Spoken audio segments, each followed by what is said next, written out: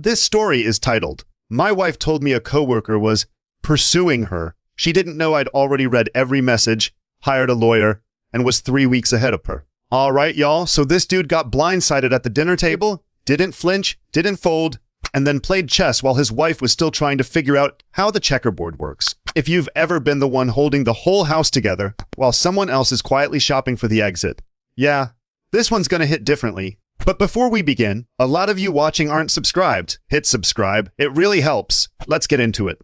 He starts off by saying, "Hi Reddit, context matters here because nothing blows up out of nowhere. Every marriage that falls apart has a fuse, and honestly, that fuse usually burns for years before anybody smells smoke. I, 33 male, work as a diesel mechanic for a mid-size contractor outside Temple, Texas. Heavy equipment, the kind of machines that'll flatten a foundation if somebody sneezes at the controls. Been with them going on 9 years. Honest work, also brutal. My hands look like they belong to somebody 20 years older than me, and my lower back files a formal complaint every time I do anything after 3 p.m. Kayla and I met at a Tex-Mex place near the shop where she waited tables. Dated 2 years, got married, and for a while it was solid. Not a fairy tale by Stura and us him. We fought about dishes and trash duty like everybody else. But the foundation felt real. Then Caleb showed up. Unplanned. She'd been on birth control the whole time. But biology doesn't read your 5-year plan.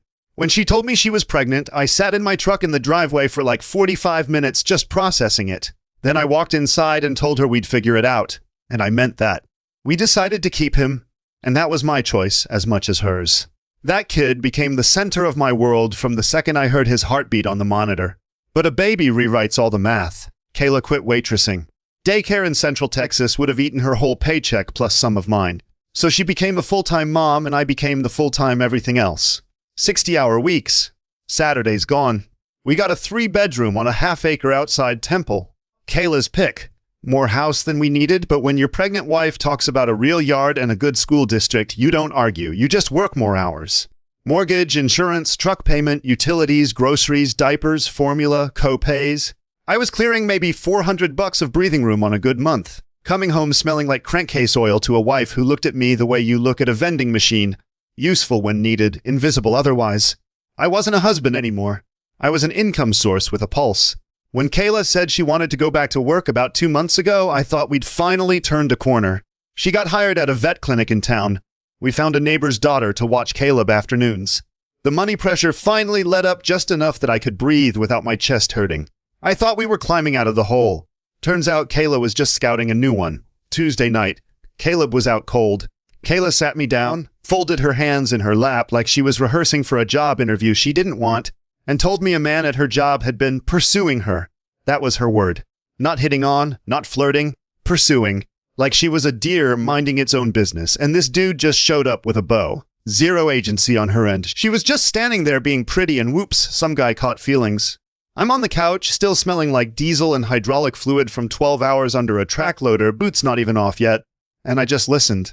Kayla, the woman I married, mother of my son, now apparently the helpless target of some big romantic campaign by a vet tech named Dylan who'd been at the clinic about 8 weeks. She told me Dylan knew she was married, said he'd asked her to lunch alone a few times and she turned him down. Then she dropped the line that was clearly supposed to make me feel like she was being brave, but I'd be lying if I said I wasn't tempted. She watched my face, not with guilt, with the look a mechanic gets watching a pressure gauge, waiting to see if it spikes. This wasn't a confession, it was a test run. I didn't yell, didn't slam anything. I asked one question, how tempted? She blinked. She'd geared up for anger, maybe tears, probably a fight she could use later as proof I was aggressive. A calm follow-up threw off her whole script. I didn't do anything, Nate. I'm telling you because I want to be honest. That's not what I asked. She looked away toward the dark kitchen window. Enough that it scared me. I nodded. Stood up, walked to the kitchen, and just stared at the fridge magnets Caleb had stuck up crooked. A lopsided letter C and a peeling dinosaur sticker. The pauses in her speech had been too even, too placed. And the one detail she left out, what she actually said back to this guy when he started pushing, told me way more than anything she gave up. Later that night, house dead quiet, Caleb's sound machine humming through the wall. I picked up the iPad on the kitchen counter, the one we both used for Netflix, recipes, grocery lists, Still synced to her iMessages because she'd never logged out. Either she forgot or she didn't think I'd ever look. Both options told me I was furniture. I tapped the messages icon. Dylan's name was right there, third thread down, like it belonged. I opened it and my thumb just kept scrolling. And scrolling. First few messages looked almost harmless. Stuff about shift coverage, a question about a dog's medication. But then the tone shifted. A laughing emoji from her on something that wasn't funny. "You're terrible, LOL." After he told her she was the best part of his shift. I gripped the edge of the counter, kept reading. His messages got bolder. Hers stopped pushing back. Then I hit the one that made my vision go narrow. If I wasn't married, I'd say yes so fast. Her words. Her fingers typed that. 3 days before her little confession speech. Below it, "Can't stop thinking about what you said at closing." His reply, a winking face, and same. She didn't confess because she was brave. She confessed because she was testing the water, seeing if I'd swallow a cleaned-up version so she could keep doing what she was already doing, now with the cover of having told me about it. I set the iPad down, took clear photos of every message thread, made sure timestamps showed. Then I went to sleep on the couch. Not because I was being dramatic, because I needed to think without the sound of her breathing 3 feet away. Hard to plan your next move lying next to the person you're planning against. Pause, yo. The audacity of confessing to your husband while your iMessages are still synced to the family iPad. That's like robbing a bank and leaving your driver's license at the teller window. But here's what every guy needs to know. In most states, a shared household device with no password is legally fair game. You're not hacking anything. It's your iPad too. Screenshot everything with timestamps visible. Back it up somewhere she can't reach. And do not tell her you found it. The second you yell, slam something, or send an angry text, you hand her lawyer a weapon. Silence is your best opening move. Back to it. Every cell in my body wanted to slam that iPad on the kitchen table and say, "Explain." But I've been around enough guys at the shop who blew up their own position by going nuclear without thinking. One buddy lost primary custody over 3 angry texts. 3. That's all it took for her lawyer to call him volatile and threatening. So I watched. And I kept track of everything. She started shifting her hours at the clinic. Nothing obvious. Just a morning slot swapped here. An evening clothes picked up there. But there was a pattern. She was lining up her schedule with Dylan's. I confirmed it because the clinic had their weekly staff schedule on a whiteboard you could see through the front window. I drove by on my lunch one day, parked at a gas station across the street with a breakfast taco getting cold in my lap, and just looked. Her name and his, same time blocks, 3 out of 5 days. Next week, same thing. That's not a coincidence. Random charges at restaurants she never mentioned. Coming home from a crazy late shift smelling like cologne I don't own. And out of nowhere, she started revising our marriage like she was editing a Wikipedia page. You were never really around, even before Caleb. I basically raised him alone while you were off doing your thing. Her thing being the job that paid for the house she picked, the car she drove, and the insurance covering Caleb's ear infections. I knew what this was. I'd read about it online one night when I couldn't sleep. The justification phase. If she could convince herself I was some neglectful, absent partner, then whatever she did with Dylan wasn't cheating. It was survival. The hardest part wasn't finding proof. It was sitting across from her at dinner while Caleb talked about dinosaurs. Watching her smile with the same face she'd always had. Knowing everything behind it was different. She wasn't being sweet because she loved me. She was keeping me calm while she figured out her exit. She didn't know I was quietly building mine. 3.5 weeks in, I was elbow deep in a Caterpillar 320's hydraulic system. Wait, actually it might have been Thursday, I remember, because the parts truck was late and that only happens Thursdays when my phone started buzzing in my coveralls. Pulled it out expecting the supply guy. Kayla's mom. Oklahoma number. I wiped my hands on a shop rag and answered, "Hey Trudy, everything okay?" "No, Nate, everything is not okay." Her voice was shaking, not crying, furious. "My daughter called me sobbing last night and told me what you've been putting her through. What I've been going through her phone like some jealous control freak, threatening divorce because she made a friend at work. A male friend, Nate, that's it. And now you're trying to make her quit the only job she's ever had that gave her any kind of independence. Trudy, that's not what... I'm not finished. She told me you've been controlling and hostile for weeks. That she's scared to be in her own house. Scared of her own husband." Her voice cracked on that last word. I raised that girl to be strong, and if you can't handle your wife having a simple conversation with a male co-worker, then maybe you're not man enough to be married? Man enough. That phrase hit like a pipe wrench to the sternum. 3 years wrecking my body to keep this family above water, and now I wasn't man enough. My hands were shaking. Not from sadness, from the kind of anger that starts in your chest and wants to come out your fists. I gripped the top of my truck bed until my knuckles went white. Counted to 10. Then again. Because the version of me that wanted to unload every screenshot right there in that parking lot, that version would have lost. Trudy, I respect you and I understand why you're upset based on what you've heard. But you're missing some pretty important stuff. When this is all done, I hope you'll ask Kayla to give you the full version. I hung up before I said something I couldn't walk back. Within 48 hours, it hit her sister and their dad. Same script, same tears, same story where I'm the villain. Her sister texted about how disappointed she was in me. How she always knew something was off about me. Their dad left a voicemail saying he wanted to drive down from Oklahoma to have a conversation with me, which is a real specific kind of threat when a man says it in that tone. I didn't respond to any of it. Saved every message, every voicemail. Filed them all in the same folder on my phone. Same week. Second grenade. A piece of mail from a credit union I'd never heard of showed up in our mailbox, addressed to Kayla. I brought it up while flipping quesadillas for Caleb, real casual. Kept my eyes on the skillet. Hey, what's this Heritage Federal thing? Got a piece of mail from them today. She didn't look up from her phone. Just a personal account. For budgeting. Budgeting what exactly? We have a joint account for everything. Just my own stuff, like personal expenses. It's not a big deal, Nate. That clipped tone people use when they want you to stop asking questions. The verbal equivalent of a door closing. I'm just asking because I didn't know about it. Because it's mine. You don't need to know about every single thing I do. I flipped the quesadilla and didn't push it. But that night, after she went to bed, I pulled up our joint account on my phone. Her last paycheck was about $300 short of what it should have been based on her hours and rate at the clinic.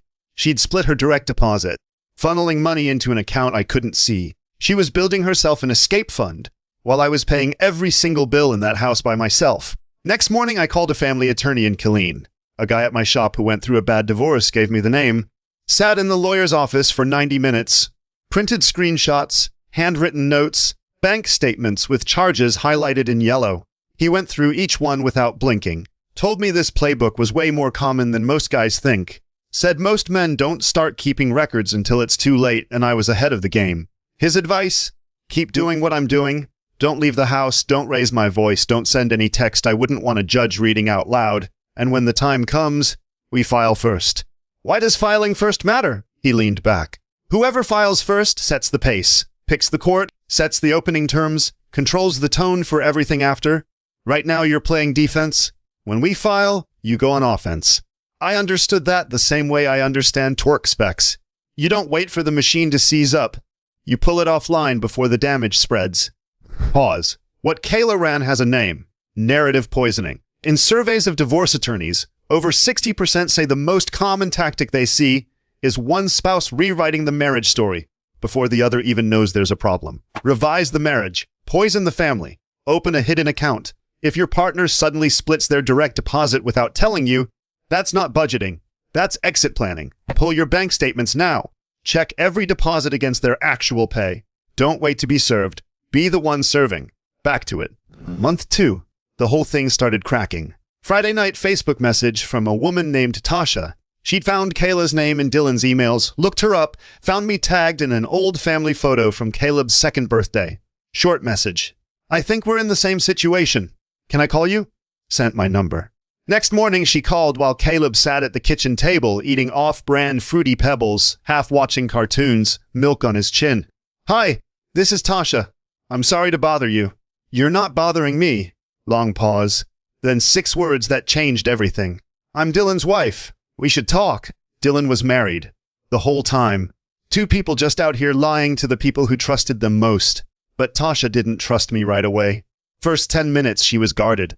Almost hostile. I need to ask you something, and I need you to be straight with me. Do you and Kayla have some kind of arrangement? No, we don't. Because Dylan told me she was in an open marriage. That's how he justified it when I found the first message 2 weeks ago. He lied. I found out 8 weeks ago on our iPad. Kayla never logged out of iMessage. Quiet. I could hear her deciding whether I was full of it. Then, okay, tell me what you have. I laid it out. The messages, the schedule matching, the restaurant charges. She started matching me beat for beat with what she'd found on their shared laptop. Dylan had left his browser logged into a personal email where he and Kayla had moved their conversations after the iMessage stuff got too risky. He called her his work wife at home, Tasha said. Her voice had this thin, careful quality, like someone walking on ice they already know is cracked. Like it was a joke. I actually laughed the first time he said it, thought it was cute. Man, that makes me want to throw up now. I had to step out onto the back porch because Caleb started yelling about more cereal. Stood there in my socks on cold concrete, November air biting my ears. What I found on the laptop isn't the tame stuff, Tasha continued.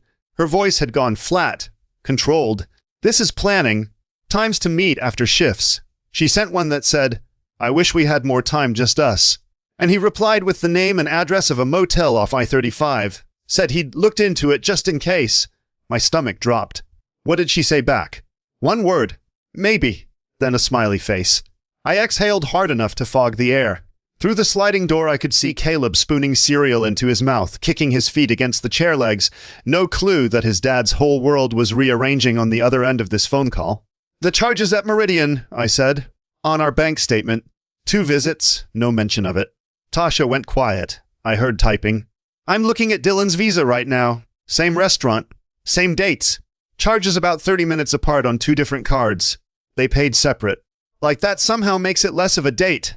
She laughed, but there was nothing funny in it. They weren't even smart about it, just cocky enough to think nobody was checking the receipts.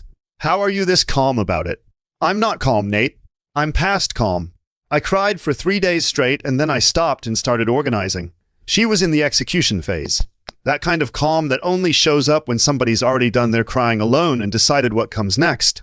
That night, after Caleb went to bed, I sat Kayla down at the kitchen table. Still hadn't showered.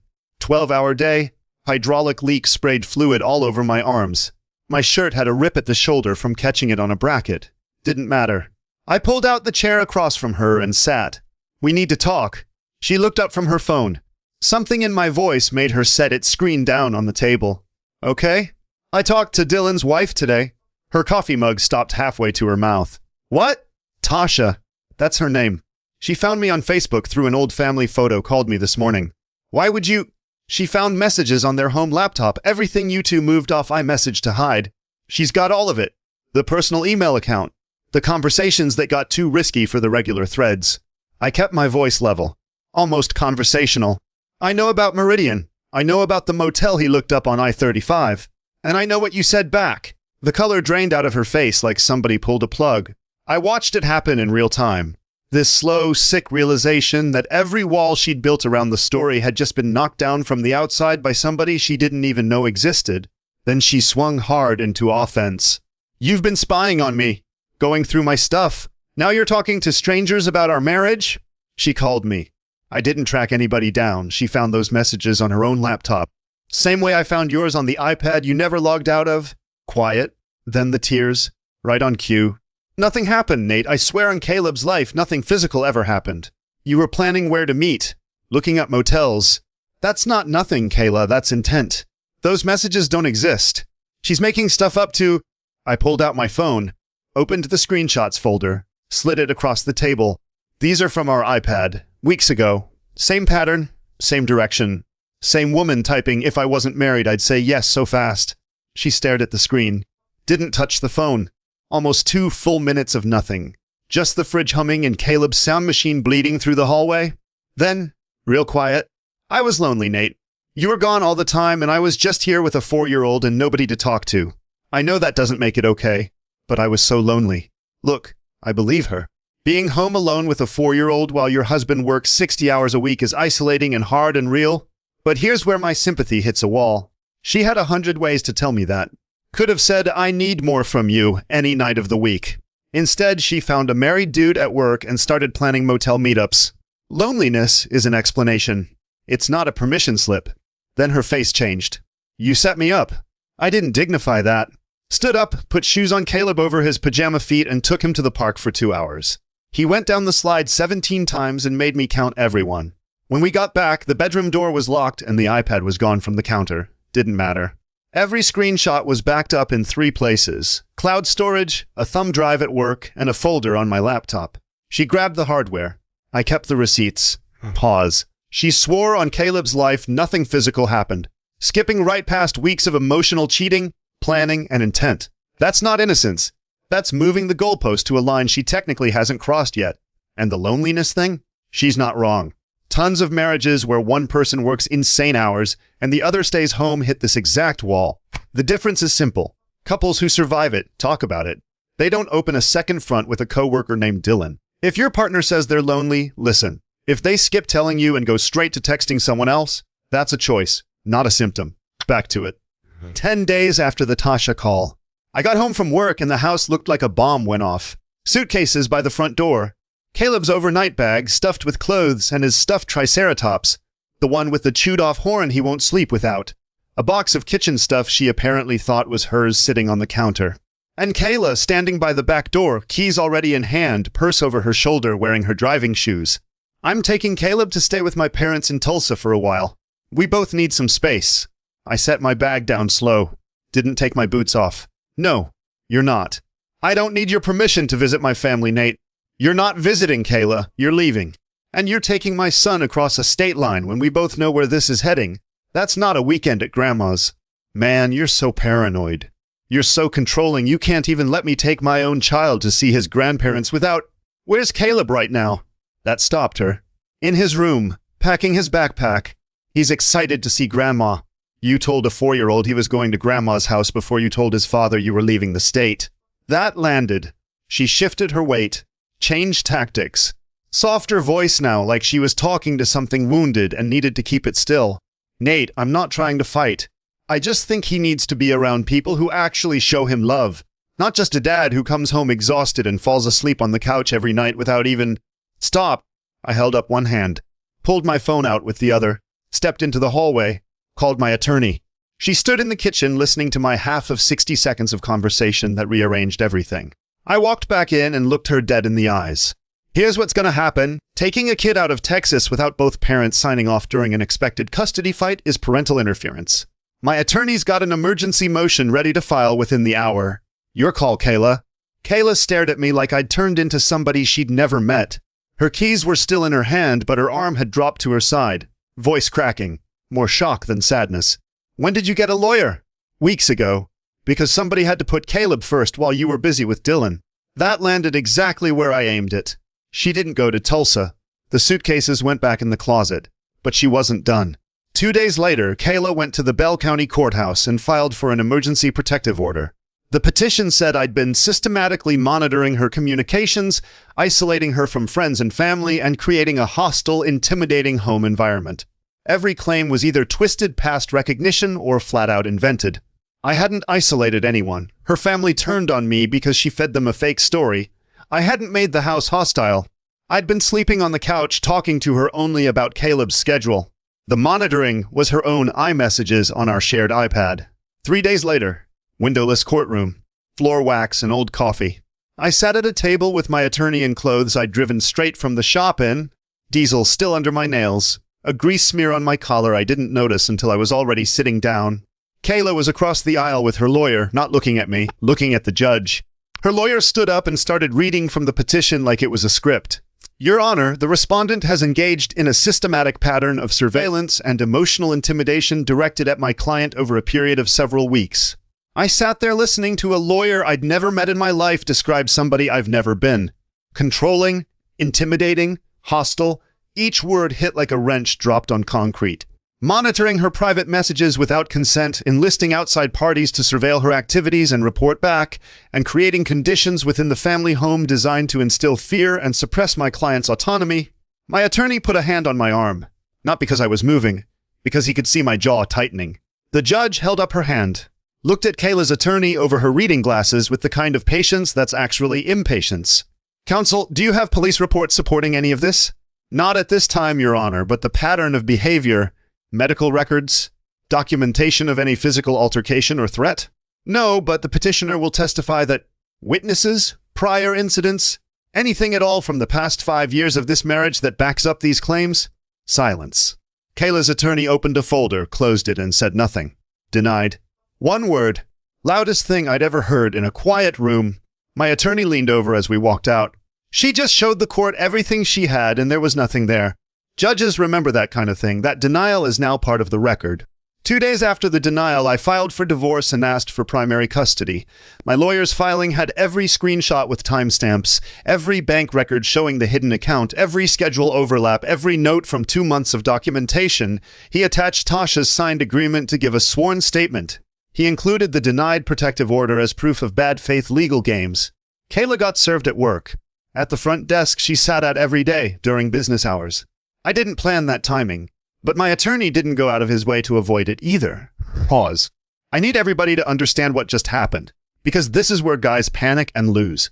A buddy of mine got hit with a protective order and panicked. Started texting his wife trying to explain himself. Violated the temporary order before it even reached a hearing. Lost 6 months of custody progress over 4 text messages. Emergency protective orders get filed in custody battles way more than people realize. The judge wants evidence. If the petition shows up empty, it doesn't just get denied, it gets remembered. So if you're in this, don't leave the house, don't raise your voice, don't give them one single incident to point at. Your calm is your armor. Back to it. Divorce took 4 months. Texas makes you wait 60 days minimum. But between Kayla fighting custody and her lawyer trying to get my evidence tossed on technicalities, it dragged into fall. None of it worked. Shared household device, no password, no expectation of privacy under Texas family law. Money hidden while I covered every bill and straight to credibility. Denied on both motions. The custody evaluation buried her. The evaluator found a pattern of deception she flagged in bold, including Kayla telling the evaluator she'd never seriously thought about leaving the state with Caleb, directly contradicted by the suitcase photos I'd saved and a text to her mom saying, "If this all goes south, I'm bringing Caleb home and you can't stop me." That one paragraph killed any real shot she had. Judge gave me primary physical custody. Standard visitation for Kayla.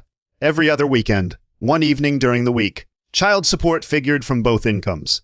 She owed me a small monthly amount. I could tell that shocked her. She'd walked in assuming the mom always keeps the kids. Texas doesn't work like that when the dad has records, stability, and a lawyer who knows the statute cold. House went on the market. Split came to about 11 grand each after the mortgage. Enough for first and last on a clean 2-bedroom 15 minutes from my shop. Caleb got his own room. I let him pick the paint. He chose green. Bright, ugly, perfect green. Now the part I didn't plan but watched happen with something close to grim satisfaction.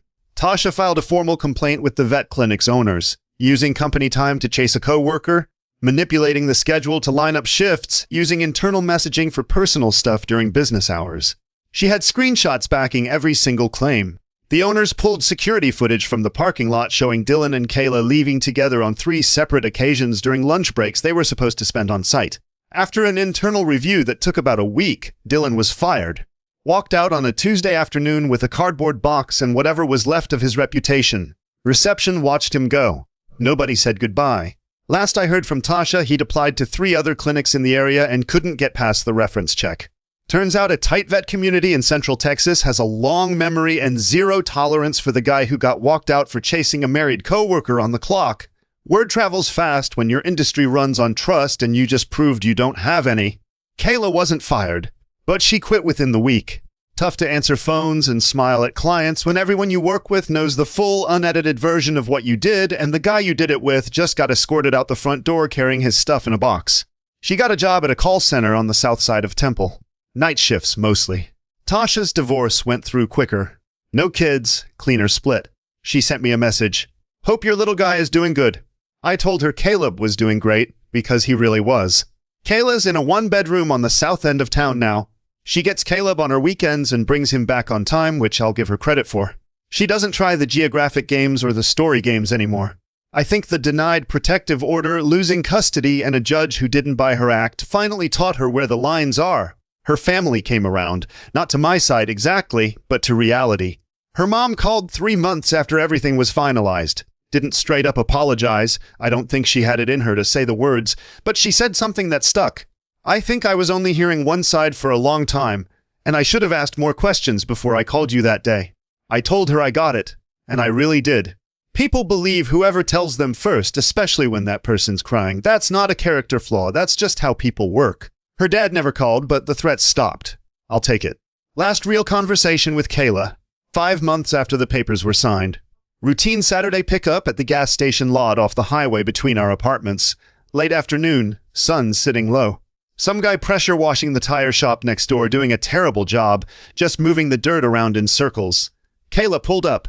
Caleb jumped out and sprinted to my truck the way he always does.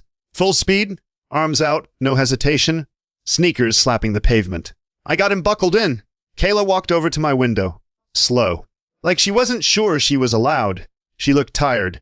Not the performed, played-up tired she used to pull for sympathy. Just real, ordinary, worn-out tired.